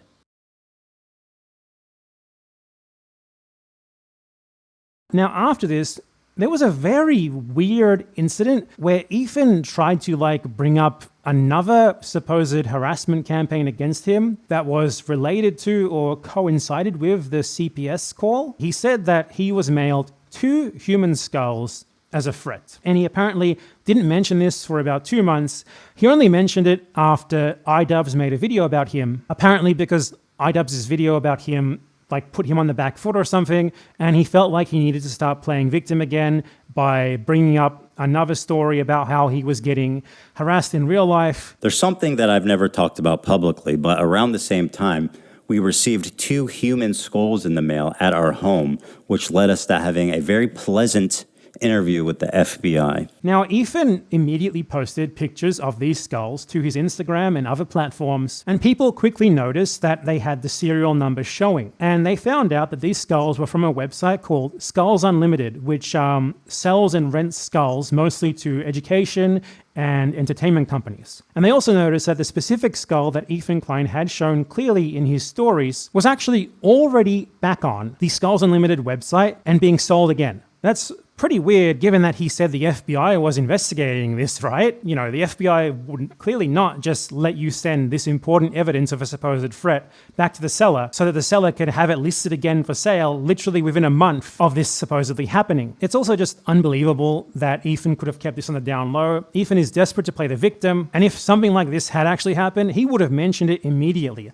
Like, when the CPS call happened, Ethan literally immediately dedicated an entire podcast episode to it. Yet him apparently receiving human skulls as a threat, he didn't mention at all for months. No, I don't believe that for 1 second. Receiving human skulls in the mail as a threat would be significantly worse than just having to deal with a social worker from CPS once or twice. Yet he didn't mention it at all when it supposedly happened, only months later. Ethan and his crew also claimed on the podcast that these skulls were sent out by Skulls Unlimited on a rush order without them requiring any payment for them, and that's why supposedly they can't actually track down the person who sent them these skulls. They pay later, net 30 or something like that. So somebody went through the process of setting up one of these accounts, and they shipped the shit without receiving a single penny from anybody. Which, if you think that sounds fucking crazy, I agree. Now, Skulls Unlimited is a fairly, reputable company that deals with real human remains, and this story is incredibly doubtful, especially given that they show literally zero proof for it. It's just their word. This is a theme with Ethan, by the way. With his victim narratives, he just never shows any evidence. He just expects people to take his word for it. It's crazy. So they tried to claim this person who sent them these skulls had basically imitated a business to get them sent to them, and that's why Skulls Unlimited trusted them. I mean, this sounds like an international super criminal or something. And that's how they ended up fooling this company that mostly deals with actual legitimate businesses and that is very unlikely to just accept from new unknown clients literally zero payment before they send out multiple actual human skulls that cost thousands of dollars. The narrative just reeks of bullshit, and it especially reeks of bullshit for another reason. Ethan Klein said that the skulls were mailed to their house, and that upon seeing the boxes, him and Hila initially thought that the boxes were actually computer equipment for Dan because they were really big, and they get stuff mailed out to their house for the studio and for the podcast all the time. Dan being one of the podcast co-hosts. People have seen that these things cost quite a bit of money, and the receipt is actually in here. Let's see, the total was $2,463.88. Also, the shipping was expensive, bro. $339? That's what I mean. That's why I thought it was computer equipment, because it was a big ass package. It was like a huge box. And Dan always shipping. Everything's computer. We're always shipping stuff to the office or to my house sometimes at a restaurant. I bring it in. It's completely common. So problem with that narrative is that the journalist Taylor Lorenz posted photos of the boxes that were received by Ethan Klein. And they are clearly marked Museum of Osteology, which is a name that Skulls Unlimited uses for the museum where they exhibit their products before they are bought. So I'm not exactly sure how you would mistake that for computer equipment. It seems pretty clear where the box came from. And they also have this other another picture that they took of the boxes that were inside that box of the 2 human skulls, which are clearly marked real human skull with the serial number on them. You thought these boxes from the Museum of Osteology, clearly marked real human skull, were actually computer equipment for Dan. I don't buy this for one fucking second, do you? Oh, by the way, I forgot to mention this, but Ethan Klein tried to blame me for this literally immediately. According to him, I sent him the skulls. This is a huge guess. It's just based on a feeling and knowing what this guy's MO is. But I have suspected from the beginning, once again, with no direct evidence, this is just my opinion, that BadEmpanada is the one that sent the skulls. Like, oh my fucking god, man. Which just makes it all the weirder that his whole narrative doesn't add up. What happened to the FBI investigation, Ethan? Where is there any evidence that you had any communication with them? Where is any evidence that anything here happened as you said it did? Why are there so many holes in your story? Why is your story contradicted by the actual available evidence? And if this actually did happen, why did you wait so long to mention it? And why did you drop it so quickly after people actually looked into it to poke holes in your story and see how none of it added up at all? Interestingly, around the time that Ethan Klein first revealed the CPS call, he did a promo for an artist for his and Hila Klein's apparel company, Teddy Fresh. And this artist is known for skulls in his designs, and the shirt that Ethan actually wore of this artist's design was of a skull. Wow. Teddy Fresh, by the way, this new shirt, teddyfresh.com, is the badass trucker tee, baby. And I love these shirts. We've been making kind of a lot, or not a lot, but it's been a thing, like making these hardcore badass shirts. The fucking truck from hell, bro. Let's get it. Yo. Yeah. Hell yes. Oh, reminds me of Pee Wee Herman. Remember when he gets in the truck? Of course, Large Marge. Yeah, Large Marge. Yeah. That's Large Marge. Ethan and Hila Klein have also said that the supposed skull incident happened right around the time of the CPS call, which would put it very close to when they did this promo for the skull artist. Interestingly, another one of Teddy Fresh's collaborators also happens to follow Skulls Unlimited on Instagram. It's all just very fishy that all of this happens to align so well, and that there are so many clear holes in Ethan's recounting of these events, and that even the broad narrative surrounding them doesn't really make much sense. You know, the FBI just let you return the skulls? That's usually something that you do when you bought the item yourself, right? And they would have wanted it for evidence because, you know, you claim that you were threatened with death. They would want the evidence of that death threat, and they would probably keep it and not just let you return it immediately. He also claimed that the photos that he had his crew member AB take of the skulls were as evidence for the FBI, which also doesn't make sense because the FBI wouldn't need you to take pictures of these skulls. They have photographers themselves. They would just take them themselves. You also have to ask some other pretty basic questions here, like why the hell would a brand like Teddy Fresh, which routinely deals with promotional props like these, assume this was a threat? There's nothing in the box, there's no note, nothing like that. It was 2 skulls in the original packaging from a reputable company. Not exactly the scariest thing in the world. There's nothing indicating that it is a threat aside from Ethan Klein saying as such, and they have presented no evidence beyond their word for that. I suppose a death threat from someone just buying human skulls and sending them directly to you from the vendor is just outlandish as hell on the face of it. It's also incredibly suspicious that Ethan Klein claims that this was a threat and he claims to have been impacted so much by the CPS call, given that immediately afterwards, him and Hila started bringing their kids onto the show, showing their faces and everything. Something that they had previously said they would not do because it puts the kids in danger. Yeah, that certainly makes a ton of sense. I'm sure this was definitely a threat, and you definitely feel really harassed and targeted, and you're definitely not just making this shit up to play victim. This does not add up at all. So here's what I think happened here, which is a lot more in line with the presently available evidence than Ethan Klein's own narrative. Teddy Fresh was doing a promo with the artist known for including skulls in his designs. Someone at Teddy Fresh ordered 2 human skulls, with the intention of including them in the podcast episode where they promoted this guy's designs. The skulls, however, did not arrive in time for this episode. Since the skulls were now not of any use for them, they had AB take pictures of them to prove to the company that they were in good condition before they put them in the boxes and sent them back. Teddy Fresh is also a reputable company, at least in the business world, perhaps not among clothing enthusiasts, that is certainly well known enough for Skulls Unlimited to trust in the same way they trust educational institutions and other companies who they typically deal with. And Ethan, being on the back foot at this time, opportunistically said, I can probably weaponize this whole skull thing at some later date, which he then tried to do, but people caught on to the fact that it was very likely bullshit pretty much immediately, given how pretty much nothing about his narrative about it added up, so he mostly dropped the issue, aside from to occasionally say, "Oh my god, you question the skulls," as if he thinks everyone should just uncritically believe his narrative surrounding everything. Like seriously, Ethan Klein and his fans talk about like skull denial. They talk about this as if it's like denying the Holocaust or something. As if not just uncritically accepting every single one of Ethan Klein's victim narratives is some sort of horrible slight, like a grand crime.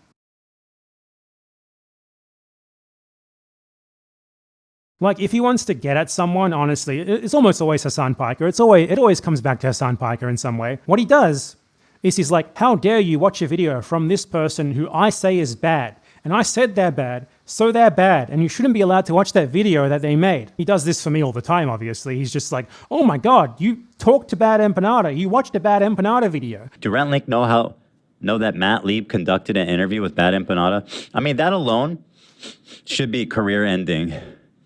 At least in terms of like working with Rent and Link. Like, you don't get to talk to somebody like BadEmpanada and then continue on to have like a mainstream job. I'm sorry. It's like, he's that fucking insane. You know why he does that? Because he can't refute the actual content of the video. So he just like, you shouldn't be allowed to watch the video. This is really the main Zionist tactic in general. I'm making a video about this very soon, by the way, where they know they can't actually deal with the facts and the evidence. So what they do instead is they say that it's somehow some sort of horrible crime that is just self-evidently wrong, that the evidence against them be presented at all, by doing things like, you know, delegitimizing the speaker, which is all he ever does to me with this insane narrative that I'm like some sort of international criminal who called CPS on him and also sent him skulls. Oh, and, you know, also he's defaming me as a pedophile on multiple occasions. Can't leave that out. He will do literally anything to avoid just dealing with the evidence that his political opinions are wrong. He will defame people in the most vile way imaginable. And then he dares to try and fall back and play the victim as his audience numbers keep slipping and slipping and slipping, because it turns out that denying genocide doesn't make for good content. So Ethan Klein's victim narrative is just total bullshit. It's a pathetic attempt to avoid accountability for his disgusting political views. He constantly accuses people of perceived slights against him that never actually happened,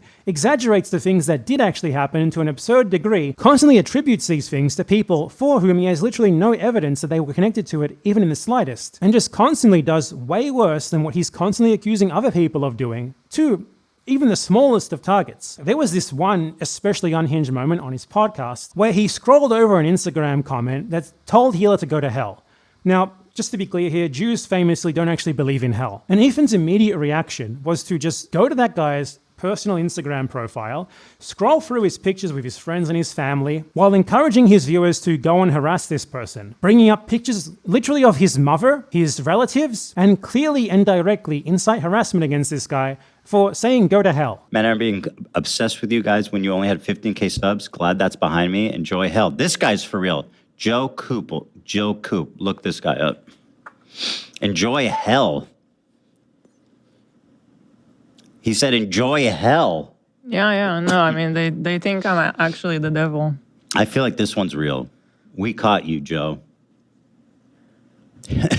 Public-facing account. Joe. I see you. You wanted to be cute? Let's see it. Nice mustache.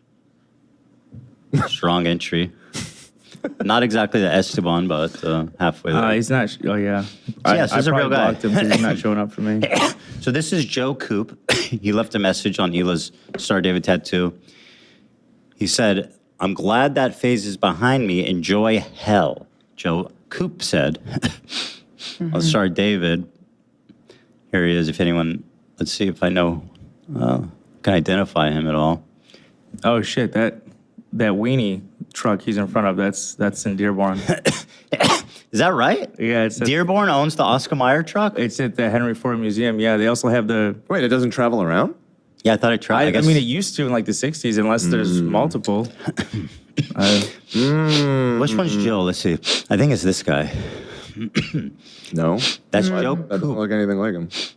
No, no, it is. Here, let me show you. That's him. Oh. That's him right there. Trust me, when I see an anti-Semite, I know I can spot him. Wow. Spot him from a crowd. That's him. So I don't know if you guys all know that, but your friend Joe here actually is a fucking giant racist piece of shit. And like he likes to tell Jewish people they're going to hell on Instagram, on his public profile. I don't know if any of you guys know him, but certainly anyone who would employ him, or probably even his parents, would be pretty disappointed to see that, although who knows. Here's his mom. I'm not going to click that for her. Not, you know what? Fuck him. This is what you... Here's your mom. I wonder if she knows what you do on social media on your free time. You love your mama. Good thing she's not Jewish, eh, Joe? I love it. I love it. Now, I don't know about you, but people tell me to go to hell all the time. Or way worse, actually. And, you know, the way that I deal with that is just, okay, whatever. Or I block them, or whatever. Ethan Klein's reaction to this mild slight, it's the most generic of like negative phrases that can be levied against you, is just a live doxing session that resulted in this guy's underage sister receiving death and rape threats from Ethan Klein's fans. He's done the same to me and many others. Ethan Klein basically makes doxing a pastime. This guy has enough money to basically go on a cruise around the world until the end of time, but what he does instead is he sits there hunched down on his phone, spending his money to dox and harass people. Ethan has openly said on his podcast that he has hired private investigators to stalk me in real life. My full attention is going to you, George, like the eye of Sauron. I see you. I see you out there, you fucking cockroach. Yeah. Yes, I can. And I know your whole thing. You act tough. You're like, oh, I do psyops, and I'll mail you shit, and I'll fucking, yeah, you're full of shit, bro. You're not gonna do shit. And I'll tell you who's gonna do shit. Me. I'm coming, okay? So you're not safe either. Just wait. Keep talking that shit. When you CPS coming to my house, when you, George, specifically propagated this whole thing by saying that my kids were crawling around and eating shit, potentially eating shit, you welcome to my world, baby. You know what I mean?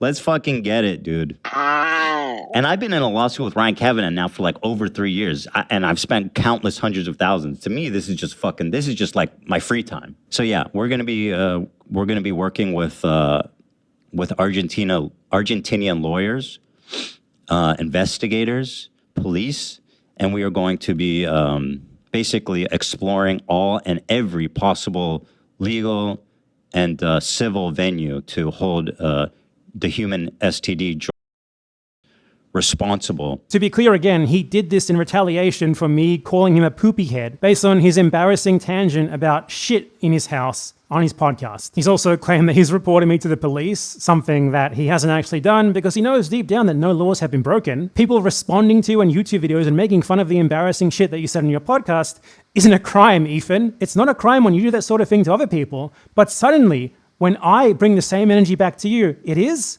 Give us a fucking break, you little victim, you crybaby. I'd call you a cry bully, but I don't know.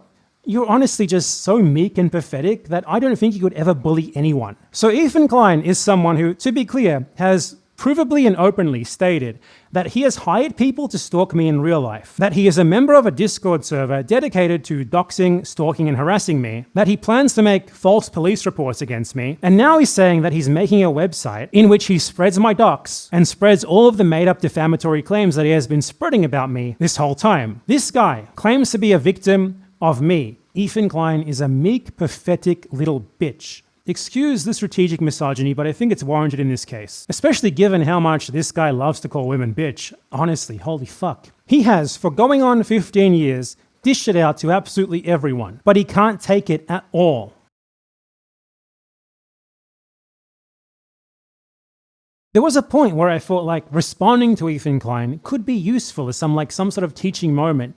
And for a time it was. You know, he was spreading very generic, like low IQ, pro-Israel talking points, and that gave me a good platform to talk about said talking points, to refute them. The thing is though, when you refute Ethan Klein, he doesn't respond to your refutation. He just starts defaming you. He just starts attacking you personally. He just starts making up shit about you. And there's only so many times that you can respond to someone like that before it just becomes a shitfest. Because when he's not adapting his political arguments that he's already been refuted on, you know, when he's not at least trying to make a counter-argument, what is there to talk about? What is there to do aside from to just throw insults back and forth? And it took me too long long to realize that. There's no more teaching moments involving Ethan Klein. He does not adapt his arguments. They are so generic, they have been dealt with a million times before by basically everyone at this point. There's really nothing left there. And the fact that Ethan Klein is even in such a position like this, where he gets enough attention that he can actually influence people politically to support a genocide, is absolutely insane. He has no merit whatsoever. There's not a single talent-having bone in this guy's body. Even if you asked Ethan Klein himself, hey,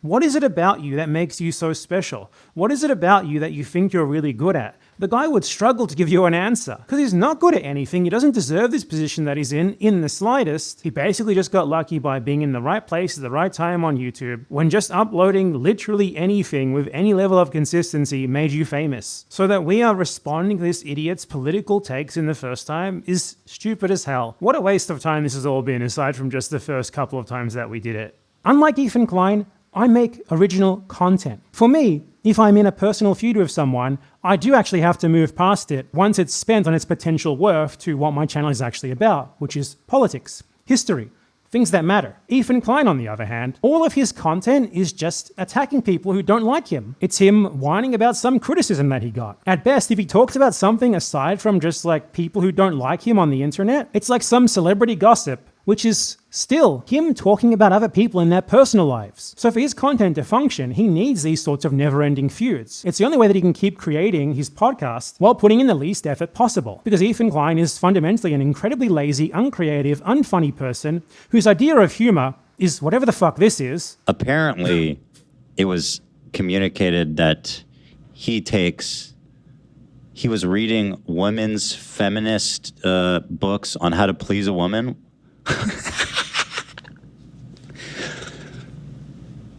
That's funny.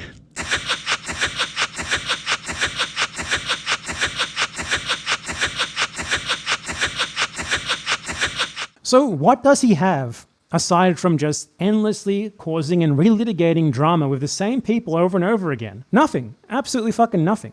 So he wants this to go on literally forever. But the rest of us who actually produce original content on things that matter, we don't. So unlike Ethan Klein, I'm not going to be making content about him for literally the rest of my life. The whole reason I even got into the figure of Ethan Klein in the first place was not because he's Ethan Klein. I don't care about Ethan Klein, aside from, the fact that he has been spreading genocide propaganda and the fact that he has literally maliciously defamed me and he's gotten people to stalk me in real life and he has dedicated a not insignificant portion of his spare time to doxing and harassing me in a coordinated Discord server. But aside from all of that, what else is there left with Ethan Klein? There's fuck all. Unless he plans to make some sort of new argument for once, that there is some sort of value to refuting, there's just no point in at all addressing him. It's a habitual and chronic liar who had terrible political opinions, who got refuted on the basis of those political opinions, and then subsequently formed a psychosexual attachment to his former podcast host, and now has been doing nothing but attacking people who he views as attached to that former podcast host for like a year and a half at least now? Is it longer? I honestly don't know the time frame. It wasn't there at the beginning. But Jesus. Like, all of this got started basically just because Ethan Klein tried to get a couple of Twitch streamers who are pro-Palestine deplatformed on phantom anti-Semitism allegations that he invented just because they are linked to Hassan Piker, because they're like his friends or his moderators or something. That is just fucking pathetic, man. What is wrong with you? Hassan Piker can't be your life, Ethan. You need a hobby. You need something else. You are visibly unwell. Like, you're slurring your words. You seem like someone who's in early stage dementia. They're literally self-snitching in the DMs. I offered amnesty. Now, I'm not going to say if somebody took it, but I will say that I am learning a lot of interesting things. I've gone back and watched some of Ethan Klein's original content, his supposed H3H3 reaction classics, and they're really bad. They're just not good content, but I mean, I can at least see why some people like them. What the fuck is he doing now? I doubt the people who watch him now are watching him for much that has anything to do with why his original audience watched him, which is that they supposedly found him funny. He's just a guy complaining about criticism endlessly for like 3 hours every podcast. Like what, 2 or 3 times a week? And the metrics aren't working out for him. Clearly the people don't like it. And clearly his audience has been replaced with a dwindling audience of people who are there for entirely different reasons. Like, they hate Hassan Piker or they love Israel. And he's just such an absurd narcissist. He's honestly baffling. There's nothing that this guy is good at. And that he has such a massive ego and is such a massive narcissist given that is just absurd. You critique this guy and he will literally talk about you for 6 fucking months and probably send a private investigator to track you down and like dox all your family members. It's fucking unhinged. And he calls me unhinged. When I act unhinged, I'm actually just playing a character. I'm just playing into Ethan Klein's delusions about me. You know, he frames me as like this wanted international criminal who's like the mastermind behind some sort of like criminal ring on Discord or whatever the fuck it is, honestly. So I play into those delusions. I'm just like, yeah, Ethan, I'm in control of everything. And the guy, like, he buys it. His crew, like, honestly, they seem like deathly afraid of him because they clearly are like, Ethan, that's obviously a joke. Very gently, and Ethan just keeps going on. Like, there was one time Ethan was live, and I sent him an email. The email said, clean your shit. I sent it to him like just in the hopes that he would read it live. And Ethan reads the email live. The email that said, clean your shit. The most juvenile playground sort of insult imaginable. He reads the email that says, clean your shit. Like, firstly, why would you read that live? But he nonetheless did. And he says, is that a threat? He sent me an email just right now. I sent you a picture. He said, or not right now. Let's see. When did he send? He sent it at 8:50 a.m. He says, "Clean your shit. Don't eat it," which I don't know is a threat or if he's just making a. I think that's good advice. Oh, Ethan, you're not okay. You need help. You desperately need assistance. You are a huge piece of shit in regards to the propaganda that you spread regarding Israel-Palestine. Make no mistake. But even in spite of that, you're clearly not happy. You're clearly not having fun. You're clearly not enjoying this, even though you're pretending that you are. You're just so narcissistic, so self-obsessed, so sociopathic that you've dug yourself into a hole that you feel like you have no way out of. Then by just obsessing over this until the end of time, you're hating every second of this. You hate what you are and you hate what you have become. It is just deeply pathetic and sad that you are this rich. You could be doing literally anything with your money. You could be doing so much good as well. And this is what you choose to do with your time. Just obsessing over criticism that you receive on the internet because of your political beliefs. I'd feel sorry for you, but you don't deserve any sympathy because in the course of doing this, you have victimized so many other people via doxing, harassment, threats, literally stalking in my case, and now lawsuits. Ethan is suing free streamers Denims, Casey Tron, and Frogan for reacting to his content Nuke Hassan video. 2 of them, by the way, are literally in the video. Of course, he's doing this because of his obsession with Hassan, just because they are like Hassan's friends or like they like Hassan. And you know, the reason why he chose them is because he knows that they are small streamers, they don't have a lot of money, so he can bully them. He would never do that to Hassan, who does actually have the money to defend himself in the broken American court system, where you have to spend like $100,000 just to defend yourself from frivolous bullshit. As a part of his lawsuit against these people, Ethan Klein hired private investigators to stalk them in real life, track them down, and find out their personal information, which previously had never been released to the public. That is, where they live and their real names. He then released legal documents regarding his filings against them, which included the information about them that he had doxed, such as their real names, intentionally and knowingly putting them in danger of real-life attacks from his obsessive fans, who he has already riled up into a massive misogynistic hate spree against these people.